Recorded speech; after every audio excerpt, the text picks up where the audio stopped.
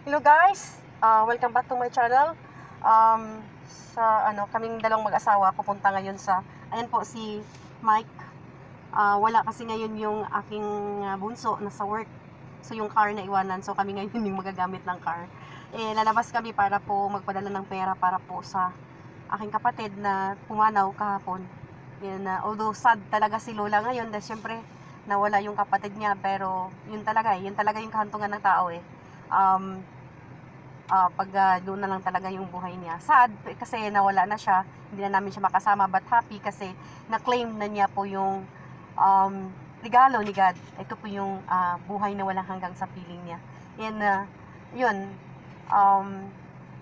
Gagawin na lang namin ang lahat para po magsama-sama kaming magpamilya, para po sa aming kalakasan, sa strength namin na nawalan kami ng kapatid. Thank you guys bago sa channel ko. Please subscribe, comment, and like, and don't forget to pin the notification bell so that you are always connected. Thank you. Let's go, Abby. Yan, nandito kami sa papunta na po kami doon sa lugar kung saan kami po ay huhulog ng pera para po sa Actually, yung kapatid ko nandun po ngayon sa funeral parlor para for para po sa anong tawag doon pa? Imbalsamo pa siya. And ayan. Salamat guys sa mga kaibigan ko na lagi pong nandyan, sa mga si Poki D, si Mamian, si Mapricots, sa mga lahat ng mga kaibigan ko na nagpaabot ng kanilang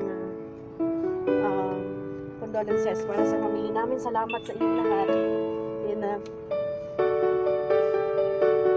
Malaking tulong sa amin, lalo na sa akin yung mga message ninyo kasi lumalakas ako.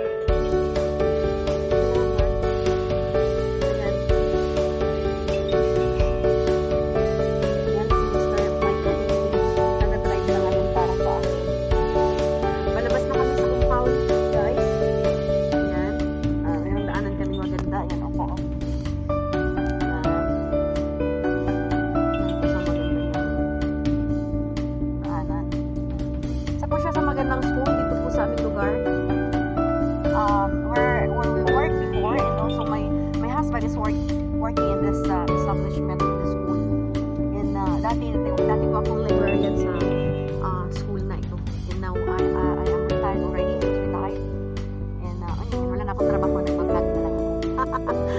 Natawa ako guys kahit po nandyan sa kalungkutan, pero yun naman talaga dapat, sabi nga ng pastor namin, hindi naman dapat malungkot kung may pumanaw kasi yun talaga ang tunang ng tao.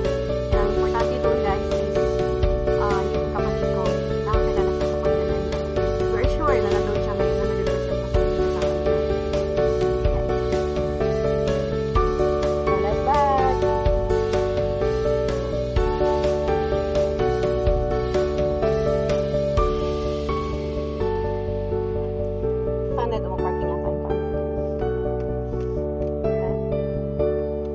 Magpa-parking lang kami guys kasi malapit lang naman po yung aming pupuntahan na remittance center para okay guys. So dito kami ngayon sa parking area. Ayan. Marami pong mga car na naka-parking.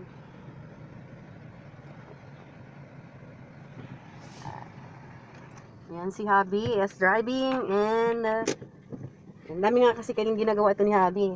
Pwedeng maging repairman, pwedeng maging gardener, and everything, no? Parang siya, jack of all trades. By the way guys, meron din siyang channel pero hindi pa active ngayon. Siguro sa mga susunod na araw. Ngayon, tinutulungan pa lang niya akong mag-promote sa aking pong channel. So hanggang dito na lang muna guys. Shout out para sa aking pinakamamahal na apo na si Tamara Hugo. I love you always, sa aking mga kaibigan. Si Poki D, si Mapricots, si Mother Cooks Best, si Mercy, si Ann, lahat kayo, I love you. And sa mga hindi ko pa na-mention is, hindi ko na-mention, nakalimutan ko. Alam niyo na kung sino kayo. And I love you all. And thank you sa pagbigay niyo sa akin ng support sa time na malungkot ako. O malungkot yung buong pamilya namin. Salamat. God bless. Bye!